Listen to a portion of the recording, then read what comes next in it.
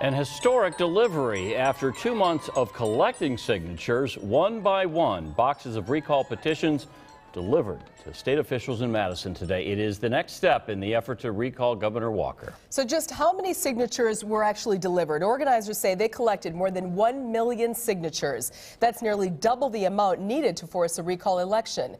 And for Lieutenant Governor Rebecca Clayfish, more than 845,000 signatures collected. That's about 305,000 more than needed. Our Mike Lowe is live in Madison. He was there when the petitions first started coming in. Good evening, Mike. And good evening, Mary. They are calling this the biggest recall effort in American history. Wisconsin Democrats and recall organizers have collected more than 1 million signatures to force an election, a recall election of Governor Scott Walker.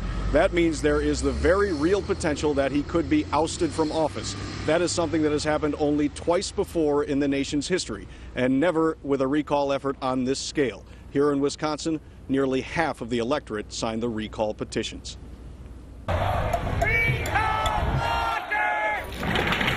A caravan of cardboard. This is what democracy looks like! Boxes and boxes and boxes of recall petitions unloaded and marched into this building and into American history. This is one of the greatest exercises of democracy in American history.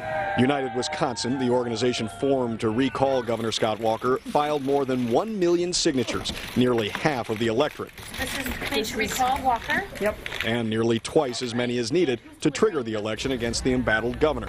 Democrats believe that the numbers will withstand any legal challenge. Scott Walker knows that if there was a recall election held today, he would lose. When he was asked about this by a reporter last week, he said that's absolutely categorically not true. My response to him is, then let's go have this election. Okay. The group also collected nearly 850,000 signatures to recall Lieutenant Governor Rebecca Clayfish. Governor Walker was in New York, but the Republican Party condemned the effort. There was never any doubt in our minds that the Democrats would be able to rally their left-wing base of supporters around this baseless and expensive recall effort. This recall effort will accomplish nothing more than saddling Wisconsin taxpayers with more than $9 million in costs. I personally think that the cost that the state will have to bear in this election will be the absolute best down payment on the future of this state. The Government Accountability Board must now verify the signatures, a process that could take months given the volume and the expected legal challenges. We have a big job ahead of us. We expect to review close to 2 million signatures that were filed today. I'm confident that we have the people and the equipment in place to get the job done. We've dealt with a large number of recall petitions in 2011, but this is likely 10 times as much work.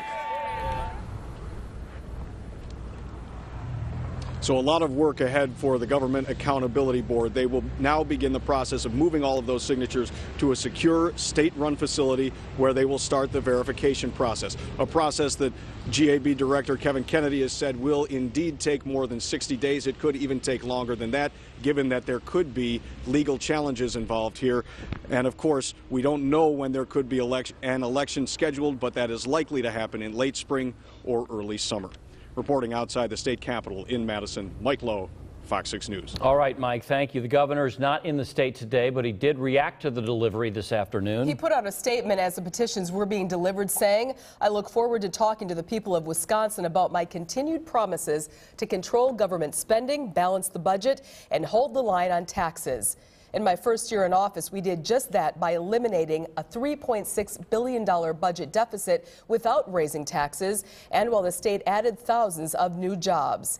Instead of going back to the days of billion-dollar budget deficits, double-digit tax increases, and record job losses, I expect Wisconsin voters will stand with me and keep moving Wisconsin forward." And remember, the recall